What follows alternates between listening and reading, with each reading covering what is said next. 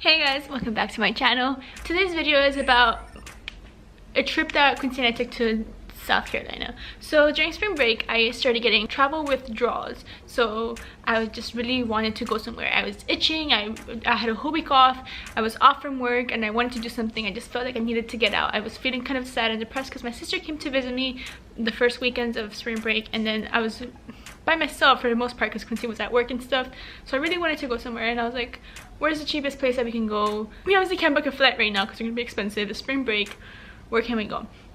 So we started looking at Airbnbs like all around like the southern coast. So we were looking at Georgia, Florida, South Carolina, and we're just looking at different places. And then everywhere was completely booked because it was obviously spring break for like colleges, and it was literally the day before we were leaving. So then you guys will see this in a vlog maybe if we ever like edit that and upload it, but we ended up choosing to go to Charleston, South Carolina.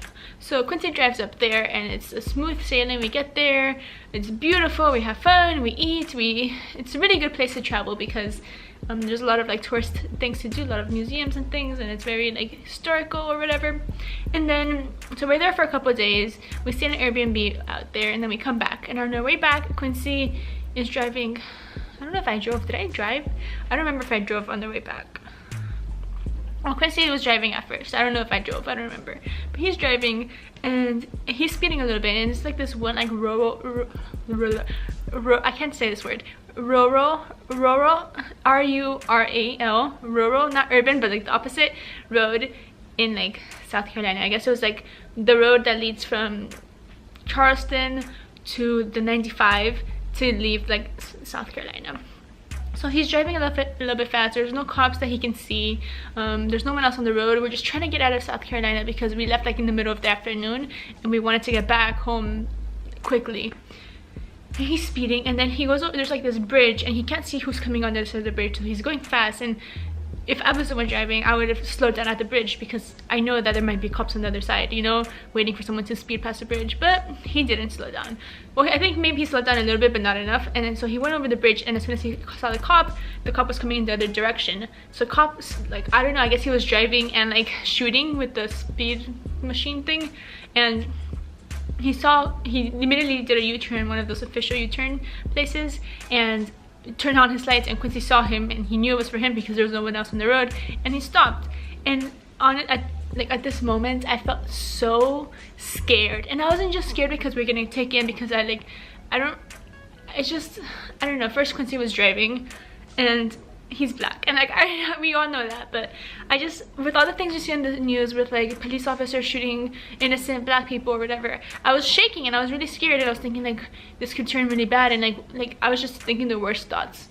So I take out the license, he takes out his license, I take out my registration, my proof of insurance or whatever, and I'm telling Quincy like, okay, put your hands up, like leave your hands up, leave them visible at all times, because I don't want this cop, I don't know if he's racist or not, to be threatened by Quincy just like trying to reach for something, you know. Like we don't have any guns or anything like that, so like none of that would have been possible. But people, you know, it's the South, people might be racist, I don't know.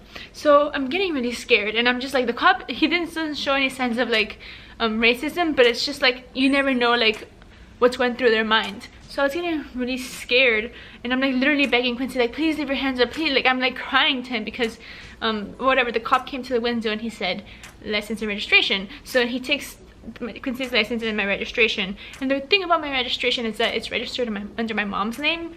So it's like, it's kind of weird because we have different last names, because she has her maiden last name and I have my dad's last name. So it's like, whose car is this? And I'm like, it's my car, but like it's my mom's name on the registration. Like it's just confusing. We're in a different state, so it's not like we can come back up here for like court or whatever. I don't even know. So it's just like kind of like scary, and like kind of like a stint in our like trip, you know. So the cop goes back to his car, I guess, to like, because he asked for my license too, so like to check out everything was good, I don't know, like whatever, to write up the ticket, whatever.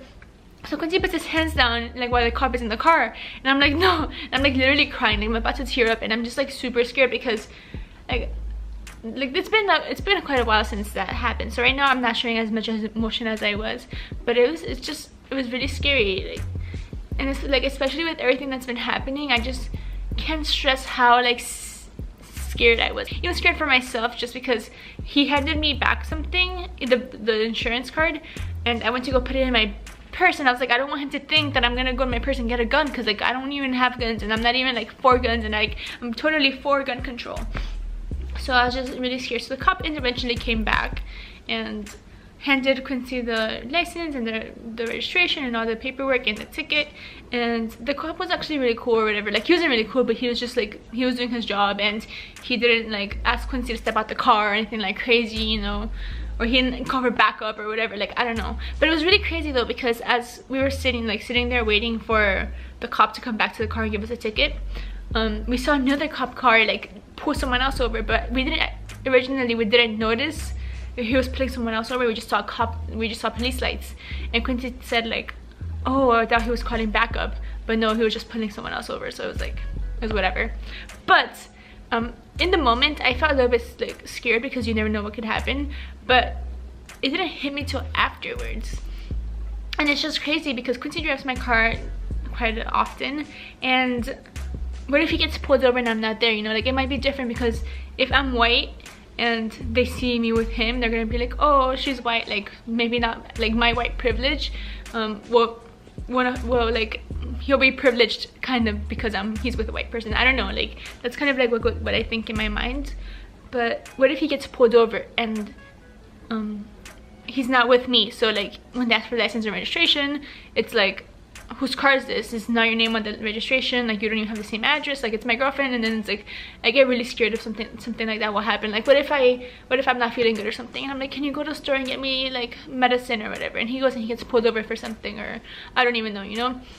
Like I get really scared of that. So the other day I was sitting in my therapist's office, and I was just like waiting for it to be called, and I started thinking about this incident. I literally started crying. Like I was like bawling my eyes in this therapist's office. I must have been like psycho. I must have looked like I was there because I was depressed or something, but I was just really scared. So this is the whole thread that I tweeted. Basically says, the other day Q and I were coming back from Charleston, and while Q was driving, we got pulled over by the cops.